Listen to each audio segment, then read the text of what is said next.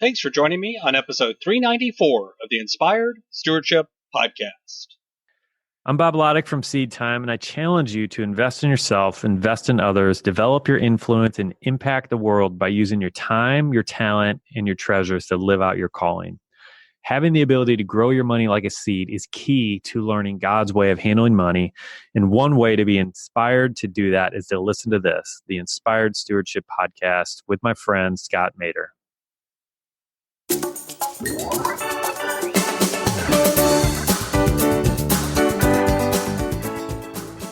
To serve as many people as possible, you need to be able to really help everyone that you truly can help. You need to not look at people who don't look the same way as you, who don't think the same way as you, who don't have the same hair color as you, who don't have the same eye color as you or skin color as you, whatever it is that sets them apart and makes them quote unquote. Welcome and thank you for joining us on the Inspired Stewardship Podcast. If you truly desire to become the person who God wants you to be, then you must learn to use your time, your talent, and your treasures for your true calling. In the Inspired Stewardship Podcast, you will learn to invest in yourself, invest in others, and develop your influence so that you can impact the world.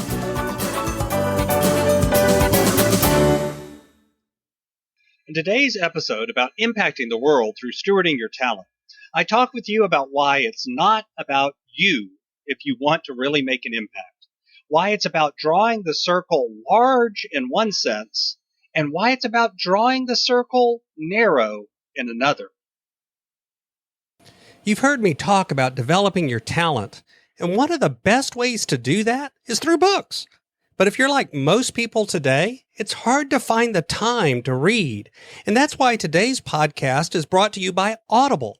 Go to inspiredstewardship.com/audible to sign up, and you can get a 30-day free trial. There's over 180,000 titles to choose from, and you can pick one and listen your way to developing your talents via Audible. That's inspiredstewardship.com/audible to get your free trial and listen to great books the same way you're listening to this podcast. I love the idea of making an impact. Being able to help other people, being able to serve other people, being able to really make a difference in the world is something that I hear from most small business owners, most people. That's something that I think is very human to want to do. And I'm no different in that. When I was a leader in the corporate world, I wanted to make an impact on my team and the clients that we served and our customers. And in my case, I worked for an assessment company, a testing company, and I really wanted to make an impact on the students that took that test. No matter how you feel about testing and whether or not it's good or bad, most people that are in assessment, their heart is in the right place. They want to use the assessment to serve students well. You can argue about whether it does or doesn't, but that's still the intent, the desire for most of them. Same thing happens now in my business. I want to serve my clients well. I want to serve my family well.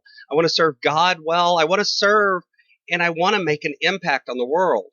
And you're probably the same way, whether it's in your job, whether it's in your family, whether it's in your side hustle or your business, you want to make an impact. But the key to making an impact gets back to what I was just talking about. It's about serving. It's about the other focus. It's not about you if you want to make an impact. The truth is, when you're in leadership, and remember, we're all in leadership at some level because we all have people that look to us for influence. And at the end of the day, that's all leadership is. It's not having the corner office. It's not the position. If you're in leadership, if you're influencing others, and if you're trying to influence them for good and make an impact, then your eyes have to be on the other before it's on you. It's not about you if you want to make an impact. There was a book that I read a number of years ago called It's Not About You. It's been republished. It's by Bob Berg and John David Mann, and it's now published as The Go-Giver Leader. They had another great book called The Go-Giver that did really well, and they've republished It's Not About You as The Go-Giver Leader. These are kind of leadership parables. They're stories, but they illustrate leadership principles. I love those things. Laconi has those. There's several authors that write in this style, this leadership fable kind of style.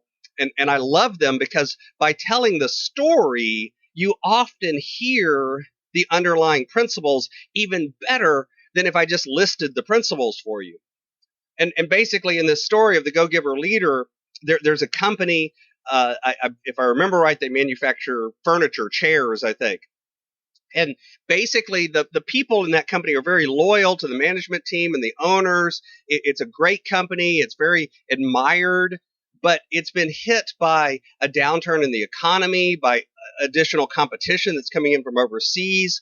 It's got low on cash and high on debt, or at least that's implied. It's basically they're at a crossroads and they're at a time of fear.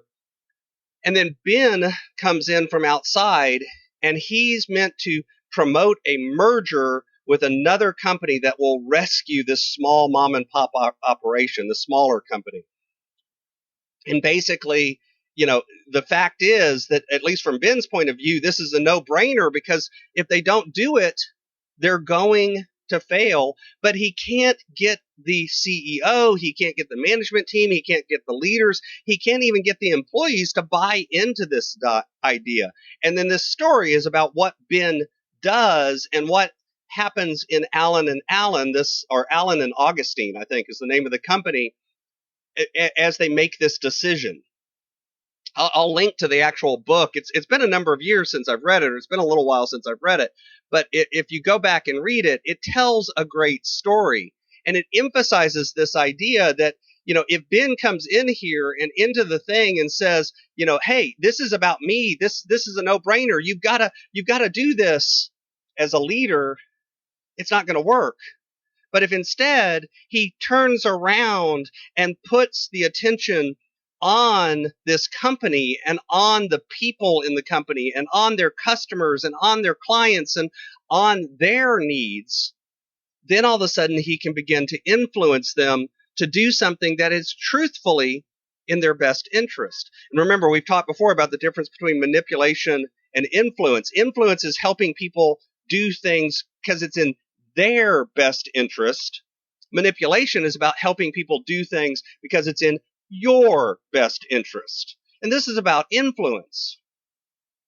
When I listen to this, believe it or not, I think about the passage from the Bible. It's in Luke and other places, but my favorite version is in Luke, of the Good Samaritan. And you've probably heard this story. The priest walks by, the Levite walks by, the man's laying on the side of the road, beat up and bloody, and then the Samaritan comes by and helps him. And then the legal expert asks Jesus, who's my neighbor? He's kind of, it's almost like he's looking for an out, Can you tell me who's in and who's out? Because if you can tell me who's in, and that's who I need to focus on, and you can tell me somebody else is out, and I don't need to pay attention to them, well, then, it's easier. I can love my neighbor easier if I get to pick who really is my neighbor. And of course, Jesus tells this story of the Good Samaritan as an answer and basically challenges his thinking. So that has to do with how we draw the circle. Who do you think of as the people that you're trying to serve?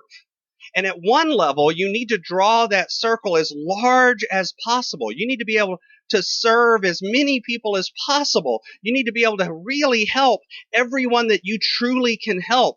You need to not look at people who don't look the same way as you, who don't think the same way as you, who don't have the same hair color as you, who don't have the same eye color as you or skin color as you. Whatever it is that sets them apart and makes them, quote unquote, different from you needs to not be the reason that you exclude them from your circle of influence and impact. And you need to allow them into your circle in terms of influencing you.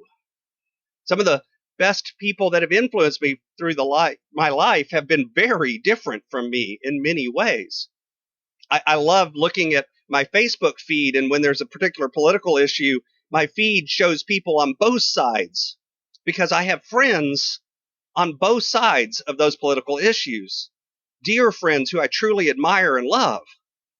I'm not looking for people that are just like me, but I'm trying to spread that circle as wide as possible. But here's the irony and the paradox. To be able to draw that circle large, you also have to draw the circle very small. You have to identify what is it that you are called to do? What is the particular impact that you're called to make? And you need to draw that circle small and focus clearly and concisely on making that impact. For those people who have that problem, who have that need, those people who need to be served by you because the way you do it, the message you have, the voice you speak in resonates with them. It's one of the reasons, I talk all the time about faith. I just used a passage from Luke. Not because I only want people of faith to come to me for help, but because that's my worldview. That's how I come at things. I'm going to quote the Bible if you're working in coaching with me. I'm going to talk about God if you're working in coaching with me. It's not about you have to believe the way I believe. It's just I want you to understand that that's my worldview. And you have to be comfortable with that. For many people, I think they're comfortable with learning the lessons of Proverbs, even if they don't realize it came from the Bible, because there's just good common sense in many places. And that kind of openness to that view, if you're open to somebody with a different view from yours, that's drawing the circle large. But if you're focusing in on what is the particular problem and need that I can serve, then you're drawing the circle narrow.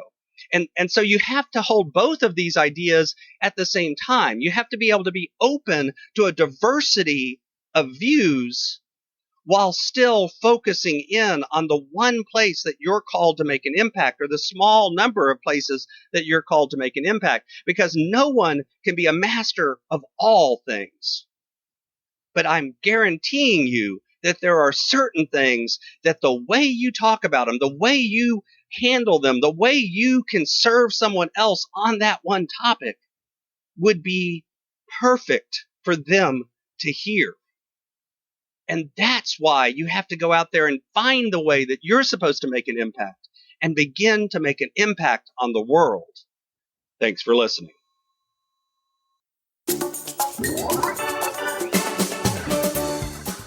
Thanks so much for listening to the Inspired Stewardship podcast. As a subscriber and listener, we challenge you to not just sit back and passively listen, but act on what you've heard and find a way to live your calling. If you like this episode on the stewardship of talent, you can go over to inspiredstewardship.com/talent and sign up for our 5-week series on the stewardship of talent. Or if you're in the U.S., you can text 44222 talent tips. That's talent tips to 44222 and get those tips. Until next time, invest your time, your talent, and your treasures. Develop your influence and impact the world.